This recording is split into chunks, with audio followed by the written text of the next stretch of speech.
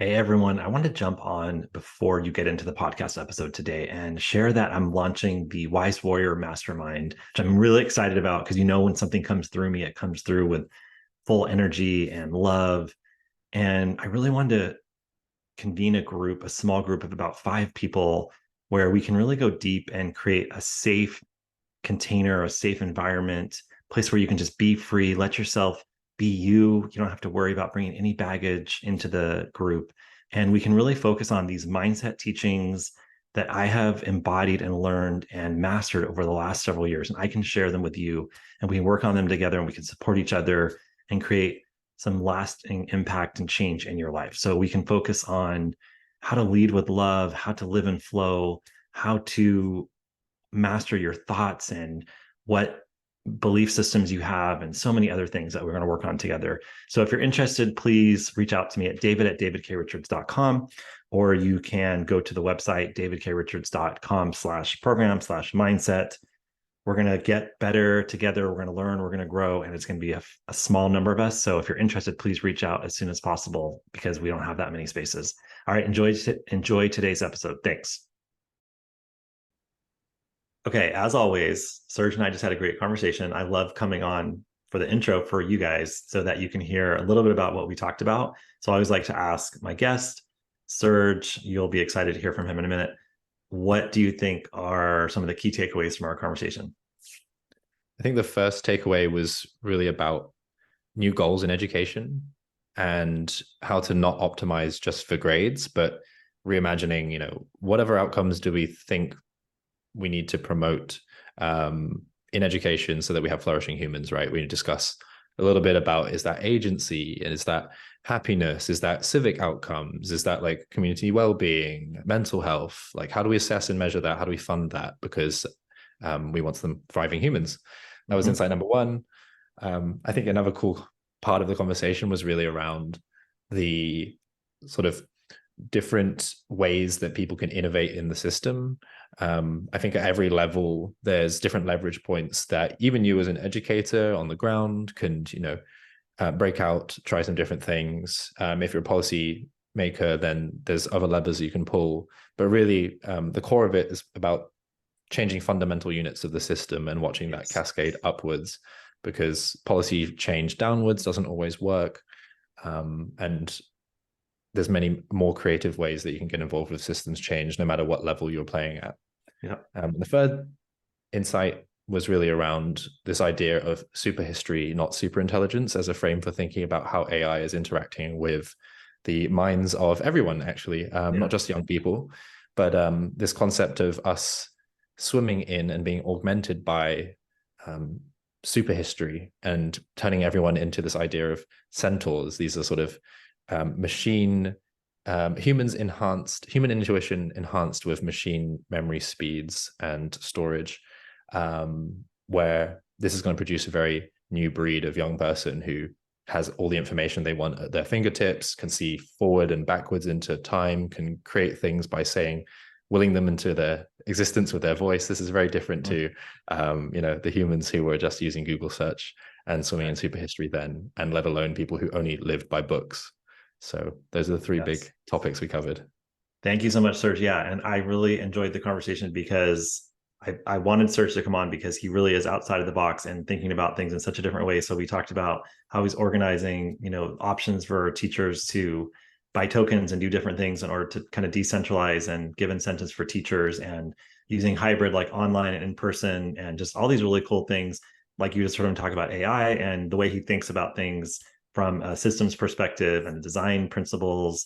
So you're going to get a lot of interesting theories, ideas, and then Serj is also really good at bringing it right back onto the ground for practical. Here's what we're doing at City as a school. Here's what you can do in your school, your classroom. Here's how you can help. So it's going to be a nice dance between the theory and the practice. And I think you guys will love it. Thanks again, Serj.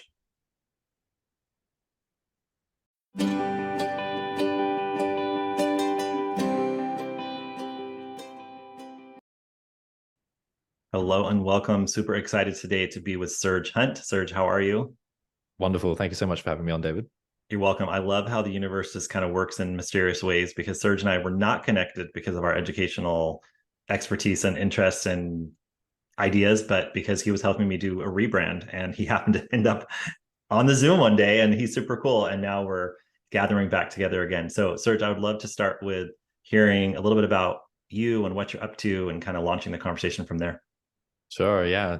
So I'm Serj. I'm here based in London, UK. This is home, but I grew up around Bristol in England, Southwest England. More from a creative background. I always wanted to build technology to help people be creative. Gloves that manipulate sound, geodomes full of plants that sing when you touch them. I really wanted like new interfaces in the world. Yeah. Like I was tired of mouse and keyboard, and that was really frustrating.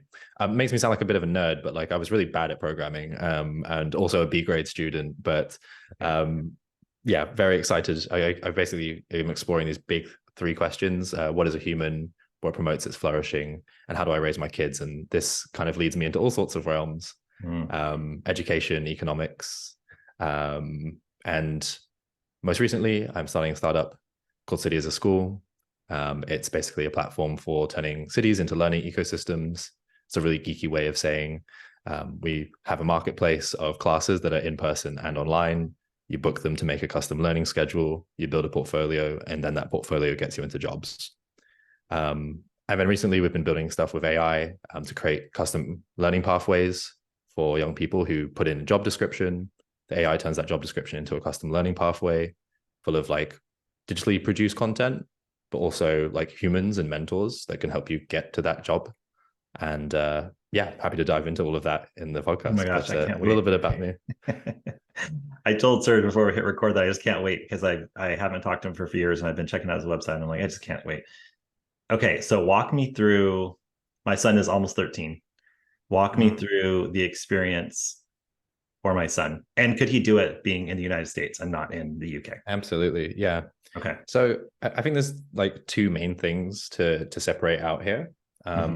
We for the last year we've been working on City as a School, and that's that platform for learning ecosystems, and that generally has this connotation of like geographically constrained, which is true for some part, but there are also online classes. So your son could find an online class similar to Outschool. Many people ask like how we're different to Outschool. I think the main difference is that we have a career focus. We're sort of about producing a portfolio of work, publishing a lot, and demonstrating skills. So your 13-year-old could book classes right away if they went to learn.cityasaschool.com, or what would be like a child. class? What would be a, sorry to interrupt, Yeah. but what would be a class that he could book just out of curiosity? Sure. So we've been focusing mostly on like high growth industries. These are like software, game development, UI, UX, anything that you can basically build a career in by having a portfolio, photography, videography, Okay. Build a business, sell online products, these kinds of things. Become a YouTuber is a pretty hot one that a lot of teenagers want to become. So that's a job title now. So those are the kinds of things we focused on. But as we approach some other projects, and we can get into this, like we're looking more at sort of advanced manufacturing, agriculture, heavy industry stuff as well. But we'll get into that. But the main focus has been portfolio careers. Okay. So fascinating because I have been talking a lot about as I'm engaging in building my high school, it's like, what do we really need in high schools? And this connection between the real world, the quote unquote, the real world, but like skills they could actually use when they leave high school, which is a massive gap in the space in general. And the solutions I'm seeing are not that creative, like I don't know what you call it in England, but we call it like career technical education here, meaning you're learning like on the job skills. And that's cool. That's interesting. But I feel like that's also 10 years from now, or even 2 years from now, are we going to have those jobs that people are getting prepared for? Right. So I think that's really interesting the way you're looking at it. So they're basically building a portfolio. Now, are they doing like internships or apprenticeships while they're taking these courses? Right. So they could be. We experimented early in the day with creating a list of internships in between like partner organizations. That's not necessarily our focus right now. We've kind of moved to a micro internship model. So this is coming up soon. Basically, we're taking a project or a set of projects. So let's say Epic Games, a game making company. We would say, hey, can you give us like 10 projects that a young person could do? And if they did 3 of these projects and submitted the work, and you saw their portfolio in sort of a talent pool, would you consider them for a job? And so we're kind of approaching it from this angle of like a project-based talent marketplace.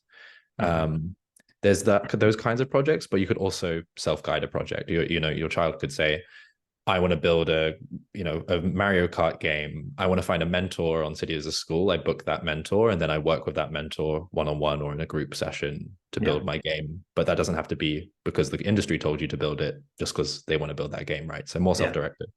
Okay. I realized that I went like right to the how because I'm so fascinated about how you're doing it, but I want to actually take a step back. Sure. And because you mentioned this kind of in your intro, but tell us why City as a School. What's the reason behind it? What's your why? Yeah. So I really love this talk by I think it's Brett Victor, who's a designer. It's about inventing on principle or designing on principle. And I really had to think about this a few times. I was doing this unconsciously, but now I've kind of better articulated it.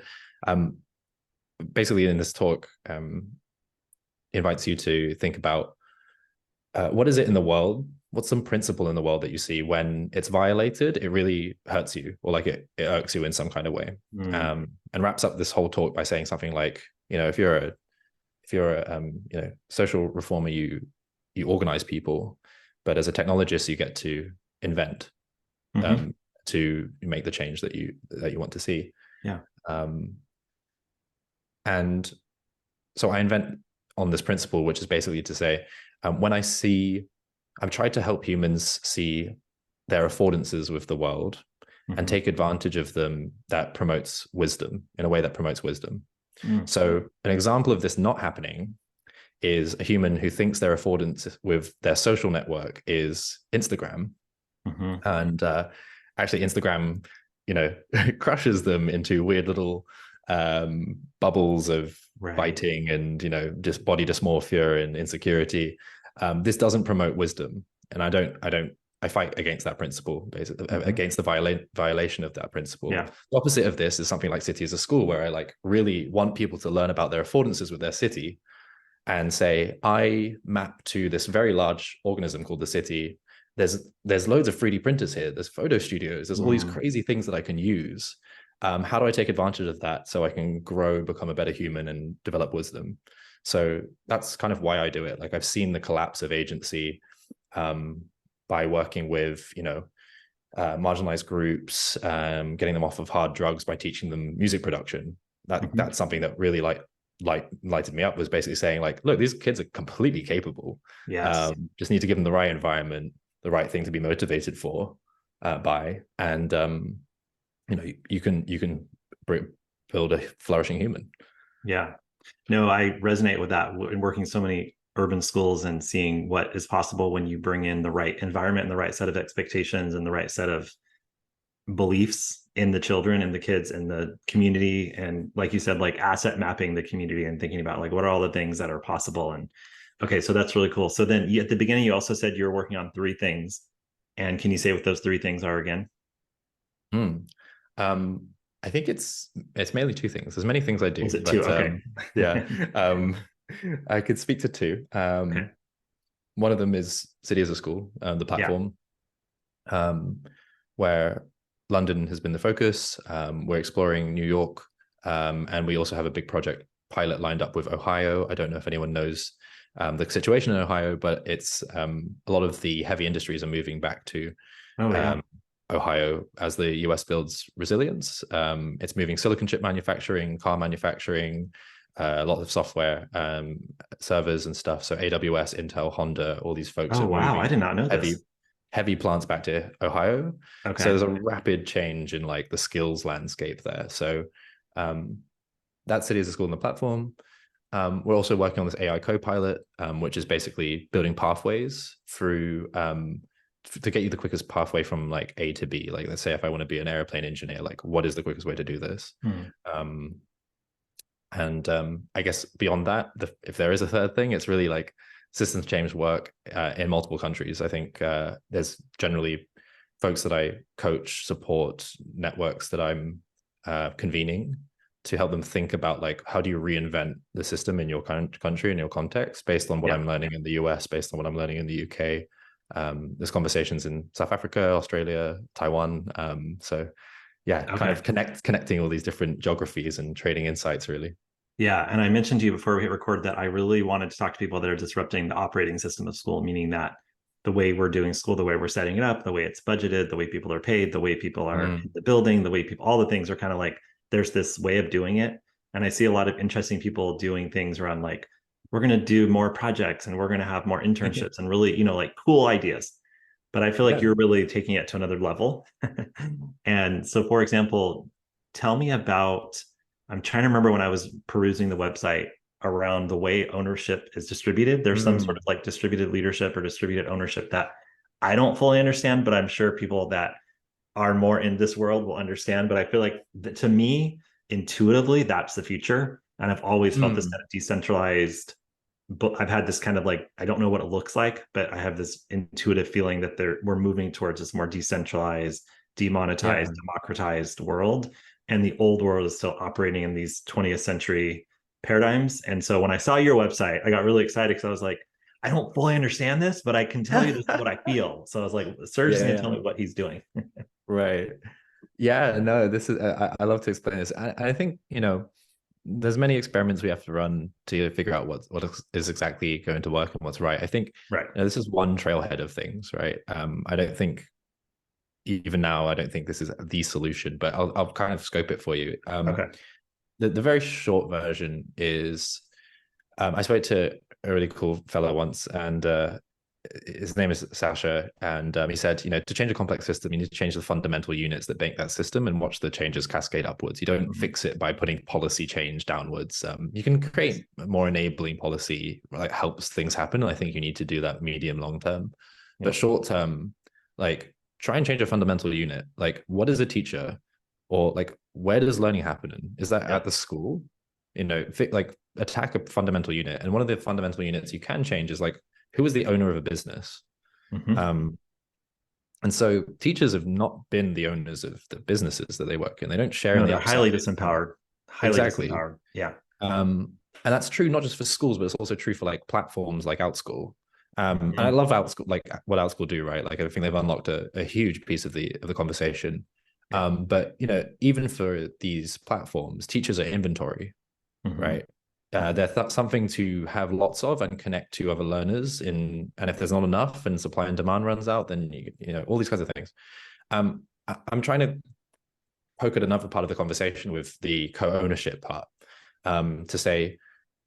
to acknowledge something, which is I don't know what the best way to launch a learning ecosystem is in a different geography, but we have this cool technology which would help you do it.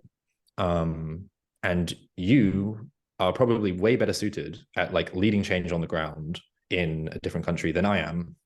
But we want to reward you by sharing in the upside as you go and do this. And you could say, oh, maybe just like hire this person as like a general manager, give them some equity in the company or something.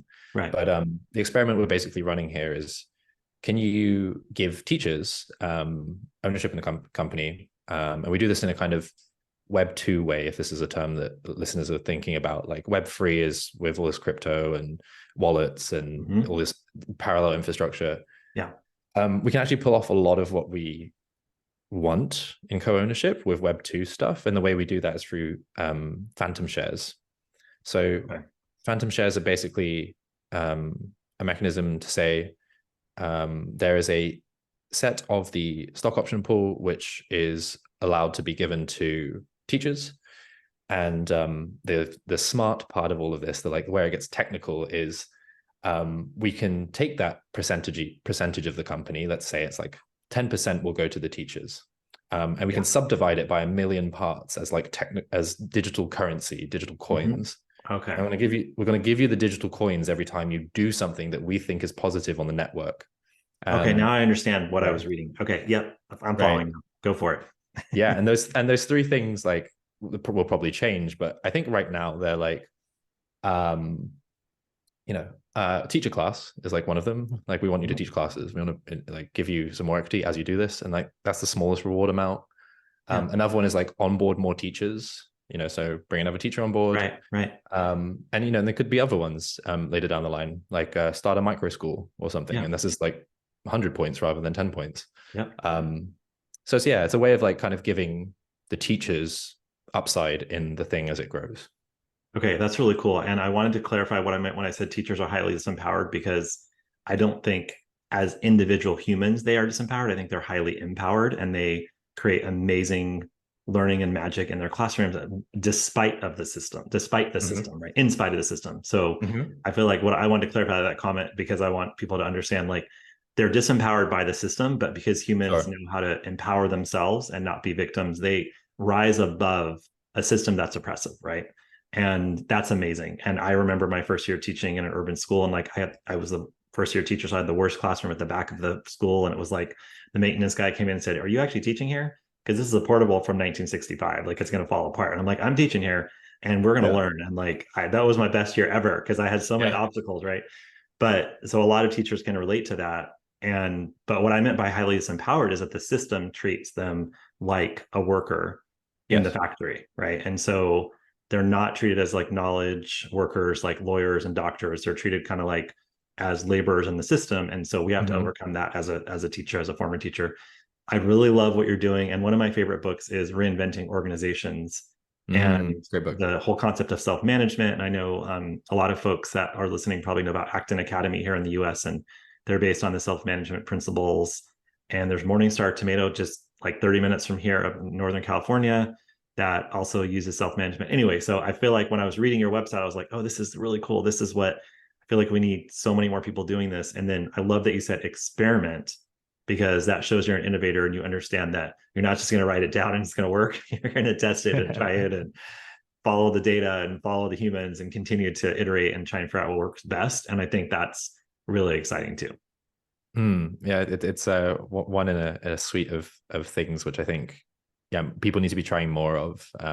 So if you want to talk about co-ownership of your school or your homeschool network, I guess co-ops are kind of an early precursor of this. So happy to talk. I think this is one of the many experiments that should be run more. Yeah, and that's why I love adds another piece of what you're doing. Okay, so I also really like this idea of creating an in-person opportunity and a online opportunity. So in the space over the years, one of the things that I used to always say is, well, the studies on online learning show that it's crap. It's crap. Now, that's true when you have a person on a computer and a teacher across from you giving a lecture, and there's no follow-up, there's no relationship, like all the things, right? All the factors, like, of course it's terrible. Like, that's not even good teaching in person, right? So, but over the years, I've softened on that and been like, okay, there's got to be ways to really have like robust online learning. And I think with the pandemic and parents seeing that schools were doing, like my kids are doing Zoom for an hour, teacher talking at them, and then doing worksheets by themselves for 5 hours, right? Like, so we kind of saw, so that just fed the like narrative of like online learning is terrible. But my hope and dream is that we can really leverage the best versions of online learning, and like my son being able to take a course from City as a School here in the US, and thinking about how we create communities, because learning is a social sport. And there is, as a somebody who's more traditional in this way, like I really do believe like in person is really important. So I'm curious what you think about all that. I think let's start with the online piece and then like zoom into what sort of our thesis is and what we're seeing working with new formats of in-person and hybrid. I think hybrid is, I'll frame it with saying that like some form of hybrid is the next thing we want. And then there's another interesting part here of, well, not just hybrid human to human interaction, but hybrid human and AI interaction. That's kind of another big part of this conversation, which is cool. Which is coming up. Really good fun. So online learning is cool for the reasons that you mentioned, which is like, okay, I can have the best teachers in the world from wherever I am, right? People I could never access before are just like a couple clicks away. Great, let's have more of that. They become a bit crap at, am I allowed to use bad language? Sorry. They become a bit rubbish after sort of 7+ people in the room and diverging goals and diverging values, right? So as long as it's a small group and they all have the same goals, and this can be really impactful. And also just for like exposure, right? Like online learning is really great because if I'm in a Discord of like 20,000 other young kids and I see what they're working on, this is really inspirational. You know, I can Hmm. see a network of people around the world. I feel part of this global organism called Yeah. humanity, and that's really good fun. So more of that. Um, and then in person, right? So what do I think about what's coming up? Um, I think there's two things going on here. I'm really trying to like pull back to Montessori and then figure out like what would Montessori want to have seen happen in like teenage years. I'm not an expert in, you know, early years development, Yeah. but I can think through how teenagers are operating. I've coached mainly teenagers, um, and taught at that level, and just think the big concept that Montessori is really thinking about is normalization, or like getting young people engaged in culture and to learn in culture. And I think the missing piece in a lot of this, online or with humans, is this idea of authorship and of the Hmm. ability to write your story into the world around you. Yes. This is what's missing. Like, forget that you're learning maths, forget that you're learning geography. You could learn all the geography and maths in the same standardized format, so long as you were kind of like putting your identity through this thing and saying, this Yes. is me, this is what I think about it, this is how I'm going to tell you that I like it or don't like it.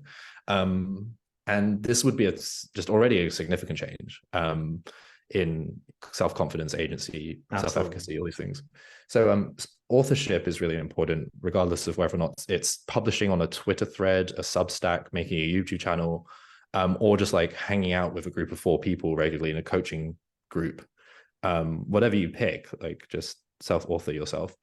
But I don't think it's just about writing words and like recording content. Right. It's also got a lot to do with understanding design and the Mm. design of things and the ability to manipulate culture, the ability to design culture, to like not just say like, here's how the economy works, but make a microeconomy, Hmm. you know, and say like, cool, we made a token system and like we Yeah. traded the coins around, and like, Yeah. oh, but then my team member didn't like that, so we decided to inflate the currency and add 20 more billion to the supply, and learn through designing and tweaking as if you were building your own world, self-authoring in a way. Yes. So I'm really pro that. And so then how do you structure work and give liberty to young people to go and do this? Yeah. What we're focusing on right now with Ohio is adding, and England, I believe, either in addition to school or as a full separation from school, Hmm. in the teenage years at least, um, we'll see a lot more. We're calling them home bases. It's like Okay. a home base is basically like a safe place that young Hmm. people can come to, more like some slash between a community center, co-working space, a Yep. museum, a library. But yeah, like this space should kind of reflect in a similar way that like Montessori said, scale down the kitchen and the Hmm. Yeah. house, scale down the office, like scale down the office to be like really friendly for kids. It shouldn't be rows of desks because nobody's office is really like that. Like, Exactly. um, um, you know, some of them are surprisingly. I backtrack on that. Some people are putting you in a box, but that's if you work in banking. So, I so did for a long time, so yeah, I know you know before those I went into offices. education. Yeah. So yeah, some scaled down version of the office is really necessary, and I really encourage like homeschool teenagers just to like get a WeWork membership. Like Hmm. go show up in WeWork, be around a bunch of competent adults, have projects that you care about that you're authoring, and feel like you're pressing into the world and it's responding and hitting you back. Yeah. Um, so those are the kind of principles, I guess, and then like Yeah. how we facilitate that is like a technological question, or like Yeah. a social process, like Right. which teacher do we use, how do we train them, but that's the core of it, I think. Yeah, I love that. I love that for like a working framework and following the principles. And I got like really excited when you were talking. So I know that there's a lot like I'm really excited about what he's saying. But I feel like I remember hearing that is it Howard Schultz, the Starbucks founder, had figured out that there's like the third place. I guess there's a book called like the third place or the third something. And the idea was like people used to spend their time in work, church, and school. Uh-huh. And as churches started going away, it Right. was like work and school, and the third place was losing. So Starbucks was built around the idea of community, right? Like, and we Mm. were kind of also realize this, right? Like, it's all Yeah. about community. This is what people are craving and desiring. And we're all looking, there's a loneliness epidemic. People are looking for a community. And so I love that answer around, what you're doing, whether it's an in-person or a virtual or a hybrid, you're focusing on, at least is how I'm interpreting it, is like, Yeah. really focusing on community. And if you think about some of, if you ask people like, what was your best experience as a youth, they'll Yeah. usually say like, oh, my basketball team or my soccer team Mm. or football, as you Mm. would say, right? Like my Right. team, my team experience, or like my job, like where they were part of a community, or like the Yeah. after school center I went to, or whatever, right? It's like that's Yeah. where they built their confidence and where they learned. And Mm-hmm. or it's like some program within their school, like, oh, when I was in the drama club, Yes. like something that really gave them a place to be seen and heard, and also, like, to your point of being an agent or having agency. And that's so missing in schools in general, right? Because of the whole kind of, we're empty vessels, we're pouring it into them, and they're just sitting there and passively Yeah. receiving information, right? And I love that you brought up Montessori, because I'm a big Montessori fan. And I feel like that's where, you understand the nature of community, and you understand how the individual and the community work together. So you create environments where the individual has agency, authorship, and you also create a collective community where people come together and rise together. So this actually I have another question around, oh, before I Mm. forget, one of my people I just interviewed was Modulo, which is a modular learning company. I don't know if you've heard of them, but you can, if you're I might have homeschooling heard of them. your Yeah. kids, you can go and find different things. And so, but she told me about Moonrise, which is I love a Moonrise. Yeah, Chris co-working. is great. You've heard of it. Okay. Yeah. So I just wanted to share that with the listeners. I was like pulling out my notes. I'm like, what was it called? Moonrise. So that was an Nice. interesting concept around, because, we're talking about kids that want community. And if, in fact, a lot of times kids have more access to community than adults, right? But it's the adults in the co-working space that are also really craving the community. So putting them together seems really cool. Yeah. But I wanted to ask, is City as a School more of like a supplement to school, or is the hope that it's going to like replace school? Yeah. There's two parts to it, I guess. Like one, it depends on like who's attending, like who's the learner Mm-hmm. and the family and the Mm-hmm. context. And then B, it depends on what geography. I Most of the conversation right now is that um we're after school for the groups that school works for, and we can be a full replacement for the groups who school is just not the place they want to be. Right. Like if you're homeschooling or you're not in. Homeschooling, or you just like you don't believe that school will get you the outcomes in life that you Right. want. So it's like marginalized Yep. groups who just like drop out and go, well, I Yep. need a job, right? So Yep. yeah, I think those are two different sort of angles. But and mostly, we're piloting mainly with these sort of these groups who don't see school as a helpful thing, and demonstrating results there, Yeah. and demonstrating results to further the conversation about like how effective we can be for the after school programs. And then as we become even better as an after school like supplementary thing, Yeah. the real unlock is how do you get public funding to fund these learning ecosystems and have them be a part of the education infrastructure, because at least that's part of the thesis here, is that there needs to be more publicly funded infrastructure that's not just schools to actually allow for a thriving human. Right, right. And we had kind of touched on this before I hit record around this idea that a lot of innovation will happen from a more of a fringe. And so as you're talking about having public funding going towards these types of things, it's like people like you have to prove that it works. Right. And because people are going to be skeptical, and they're kind of in their box, they're in their paradigm, and they just don't know any differently. Right. And so you have to show them. This is what I love about why I wanted to do this podcast, why I was excited about it, is like, I want to show people that there's a lot of different ways that your limited mind, no judgment, just doesn't know. And so let's Yeah. expose you to all these different environments and ideas, and start to make it more mainstream or more understandable, so that funders and policymakers and people's kids are going to start attending and doing these types of things and being like, wait, what's happening? Like, I'm very Mm. powerful and influential as a lawmaker or as a Yeah. funder or a entrepreneur, and like, why isn't my kid getting this experience? And you start to see the ripples happen. And Yeah. And it happens from the grassroots. It happens from people that are doing different things. And so I'm excited to see how you can, I mean, you already have proved it, but continue to prove that this is working and that there's just really different ways to do this. And I think starting with the unit of like after school or homeschool is also really smart, because then you're going to have like a nice little subset of, a sample that you can say like, look, this works.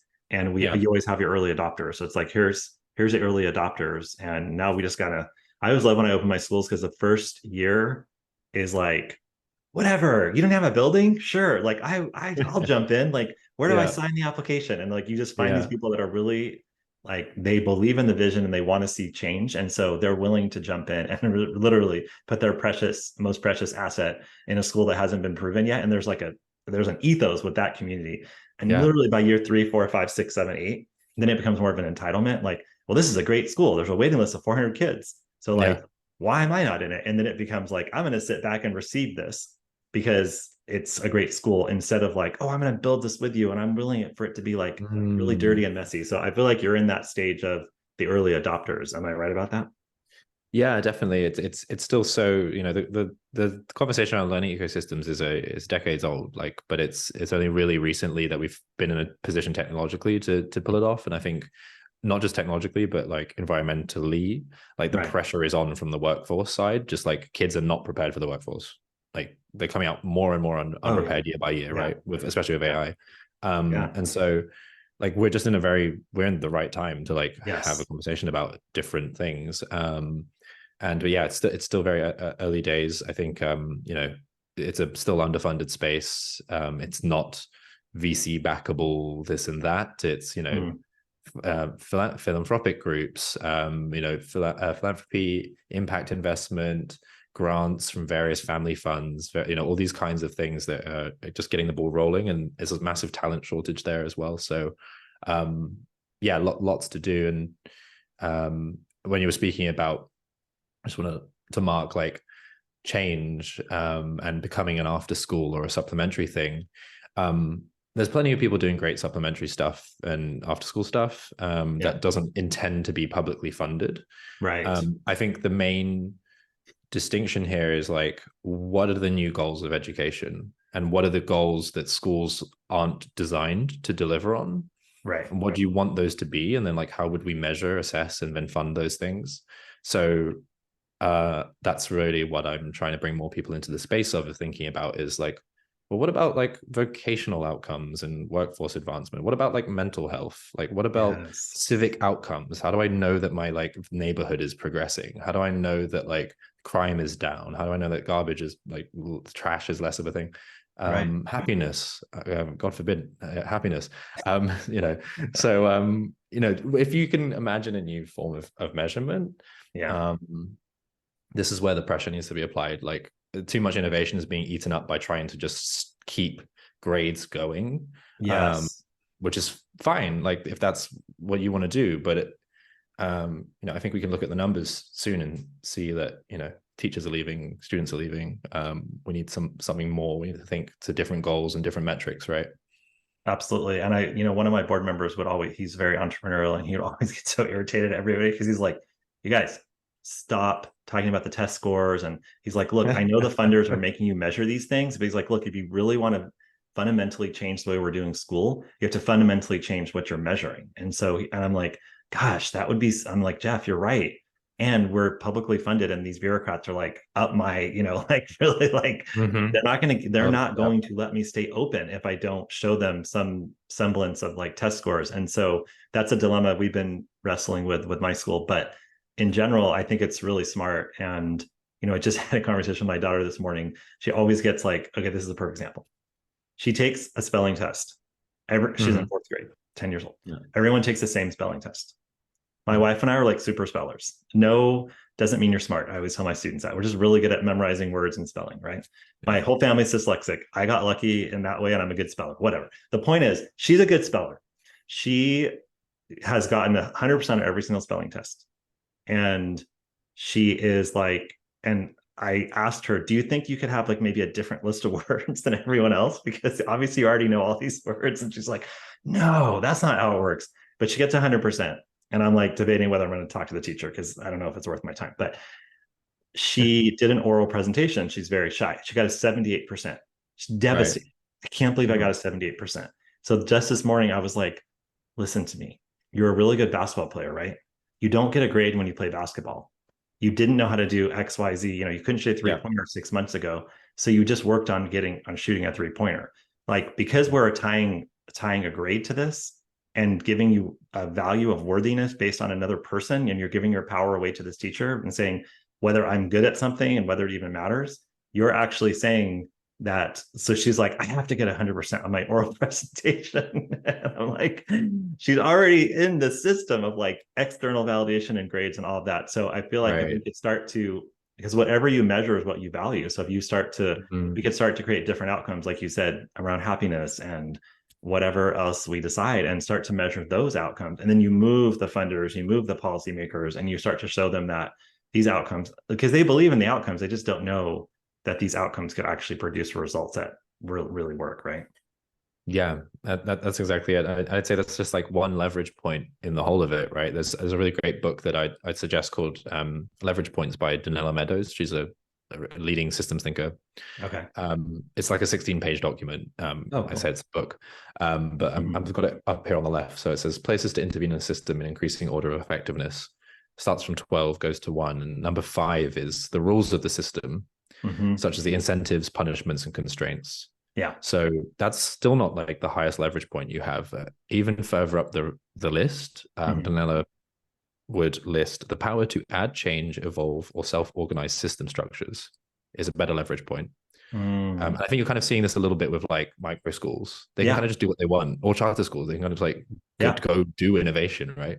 I always say we used to be able to, we were like micro schools 30 years ago. It was like, oh, it's incubators mm, for innovation, do what you want. And then obviously with, like LA Unified Los Angeles, we got 30% of the market share, and whoa, it got bad. So now yeah, it's like, don't do anything anyway. So yeah, I feel like you're right. Micro schools is kind of like that like example now, number because every four. time I read an article about micro schools, they always, the two sides, it's always like, but they're unregulated, and they get somebody that's got some sort of title to say this is damaging to children because they're not Sure. following the regulations that are set forth and this and that. And so yeah, I agree. Yeah.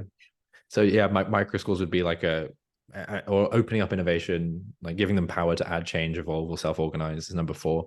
Mm-hmm. Number 3 is the goals of the system. This is kind of what we've just been talking about. Yeah. Like, what is the goal of education is a big question. Is it really just like AP tests and grades? Right.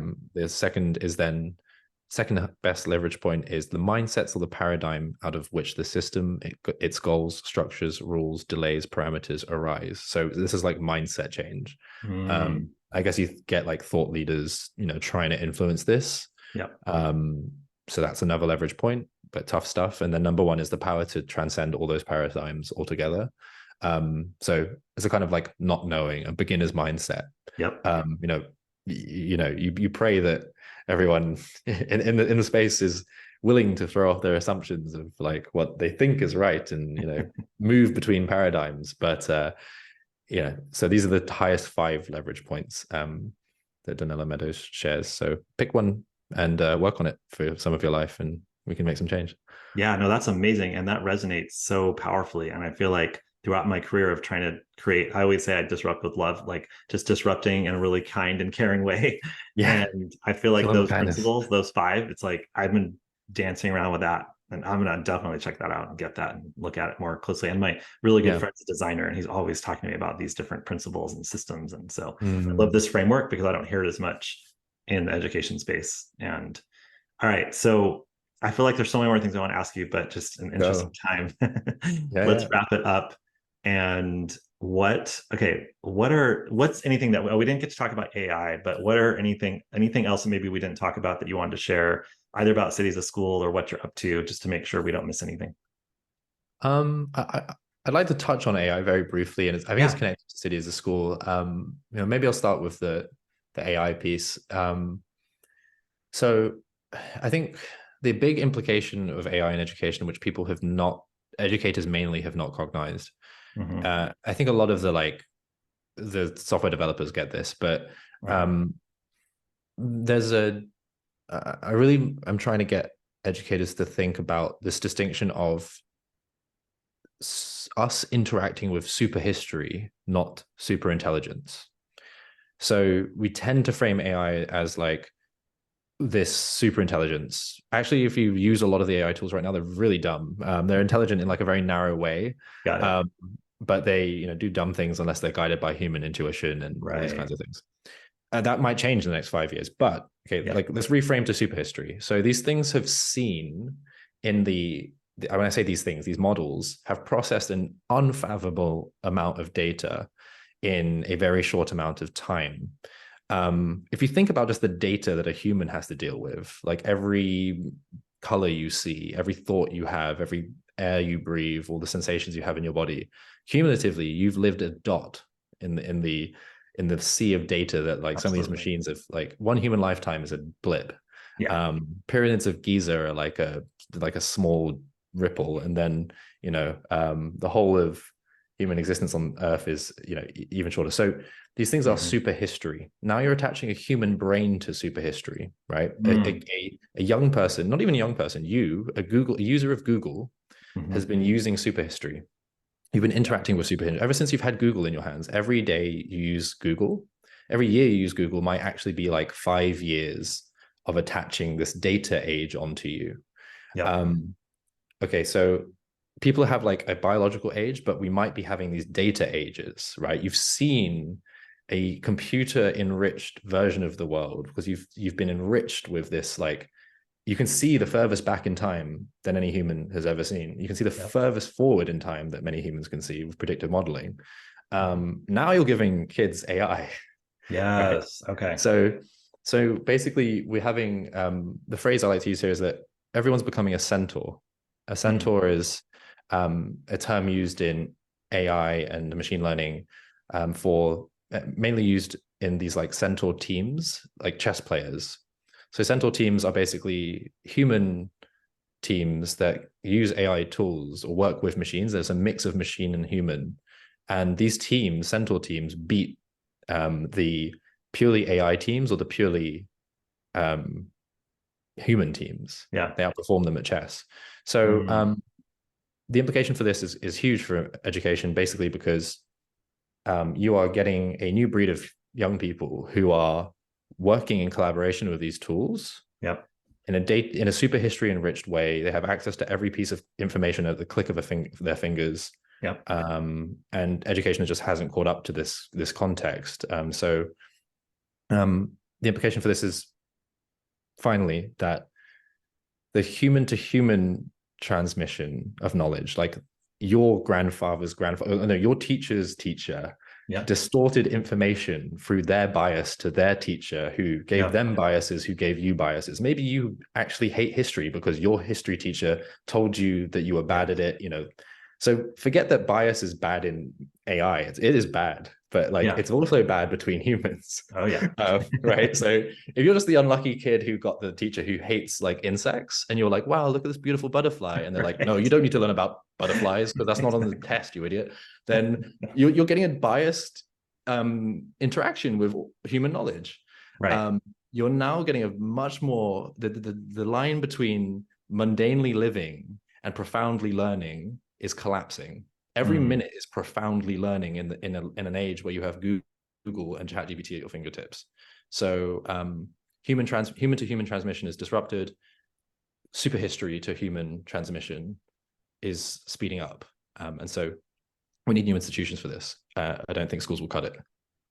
Okay, that was good. So I'm glad you brought that up because I want to talk about that more. We can talk about it, and I have so many more questions about that. But I will keep talking and asking people, and I'm so fascinated about it by it. So, okay, and well, you do have an AI co-pilot. Is that one of your programs, or what is that? Tell us about that. Sure. So to cope with that, we've built an AI co-pilot at City as a School. If you want to go play with it, it's available at arc.cityasschool.com. So the co-pilot's called arc, A-R-K, .cityasschool.com. Basically, this AI co-pilot is creating an interface to this collective human knowledge in a way that supports learner goals. So we can create custom learning pathways if you input a job description, It will Nice. read all the words off of that and go like, here's all the skills and the concepts you need to know to get this job to be a software developer at Google. Yeah. So we're starting with a goal in mind, right? Like, what do you want to become? Like, and then backwards engineering that. Yeah. That's the explore side. So there's all these features for exploring, but learning is not just an explore problem, it's an exploit problem. It's a build problem. So once I have this information, I need to go make something. And so Arc as an AI co-pilot helps you build your portfolio by basically dropping the cost of project-based learning so that it's as simple as saying, I want to build this. Okay, great. Here's 9 steps to go and do this. So project-based learning isn't something you have to teach teachers. It's something that you just have to have competent adults around to make sure that that kid knows how to like watch the YouTube video and then plug in the blender to make this movie. Hopefully. But you just want inspiring teachers around, and the AI should be able to facilitate project-based learning. So that's where we're at with the co-pilot. If you want to pilot it at your school, we're looking for pilot schools. We're working with Brave Generation Academy, School of Humanity, and some other innovative schools.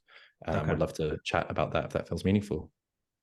Okay, that's really cool. And then one last question that I forgot to ask that I think people might be wondering is how accessible. So you said, the goal obviously is to have programs like yours get public funding and, be accessible to everyone. But in the meantime, how accessible is this? Like, what are the costs for somebody taking classes or working with City as a school?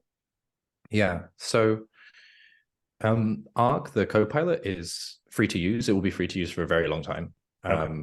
The way we're doing that is that you basically like have 100 different commands that you can do a month. And if you run out of commands because you use it so much, like the command might be build me a pathway to this job description or create a project for me. That would be 2 tasks, right? So we're playing with this model basically. After that amount of tasks, you'll buy like a package of tokens and top up. So that'll be fairly accessible. The classes sort of average out at sort of $16 per session for like a 45-minute to an hour session. And you might buy sort of a series of 4 of those. So, looking at 64 for like 4 sessions or something. But it varies, right? Like if you want a mentor who's charging a lot for their time because they're in a cool industry, it varies. But so that's kind of what you're looking at there if you're buying classes on City as a School. But if you can get us a conversation with some of the folks in your state or with any of the key industry players, then this means that it subsidizes the cost of a lot of the learning on the platform. So that's what we're doing with Ohio, just because they really have this huge problem of like millions of people moving to Ohio soon and Columbus. But like, if you think there's a similar situation we could set up in your state, your city, then we can make much more accessible. Yeah, no, I love it. And I knew you'd have, because everything's, really set in a philosophy. So I had a feeling that you'd have, like the answer would not be just like, well, it's this much and but really that, right now this is how much it costs, which is actually very accessible. And to your point, if it's not accessible because every family's at a different place with their finances, then there are other options that they can pursue to ensure that they get what they want. So anyway, thank you so much. I appreciate. Oh, last thing, where can they find you? I think you mentioned City as a School. Should they just go to the website? Yes, you can either go to cityasaschool.com, or if you want to play with Arc and build a pathway to an industry, then you can go to arc.cityasaschool.com. And I'm also available on Twitter as Serj Hunt, or one word, SERJHUNT _ ARC. That's me on Twitter and LinkedIn and YouTube. So best places to find me. Thank you so much, Serj. Really appreciate your time. Awesome. Yeah, absolute pleasure. And we should definitely do this again, David. Absolutely. We have to do one on AI. I think we'll just do one specifically on AI. Sounds good. Thanks again. Ciao.